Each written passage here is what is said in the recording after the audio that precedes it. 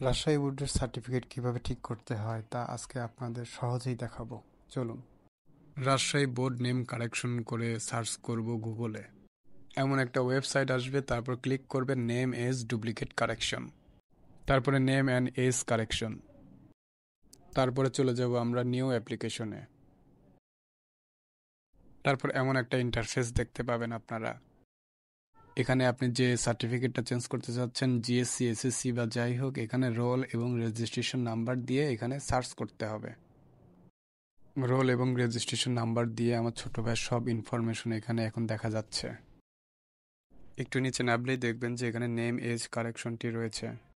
যেটা আপনার সংশোধন করা প্রয়োজন সেটা টিক করে সংশোধন করে দিন। অবশ্যই সংশোধনের সময় ভুল করা যাবে না। এখানে সোনালী ব্যাংকের অপশনটা সিলেক্ট করতে হবে।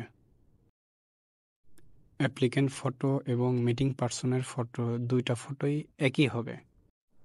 অ্যাপ্লিক্যান্ট সিগনেচার, এই অপশনটায় আপনারা নিজে নিজে একটা ছবি তুলে আপনার সিগনেচার এখানে অ্যাটাচমেন্ট করে দিবেন। তারপর সোনালী ব্যাংকের এমন একটা স্লিপ পেয়ে যাবেন, সাথে এমন একটা অ্যাপ্লিকেশন ফর্ম পাবেন। আপনার স্কুল থেকে সার্টিফিকেট কালেকশন করার জন্য একটা অ্যাপ্লিকেশন তৈরি করতে হবে। পৌরসভা থেকে একটি অঙ্গীকারনামা করতে হবে। জাতীয় পরিচয়পত্র নিয়ে যেতে হবে, সাথে সার্টিফিকেট ও বার্থ সার্টিফিকেটের কপি। আমার দেখানো এইসব কাগজপত্র নিয়ে গেলে অবশ্যই ঠিক হয়ে যাবে আপনার সার্টিফিকেট। অবশ্যই ভিডিওটি ভালো লাগলে কমেন্ট করে জানান। ধন্যবাদ।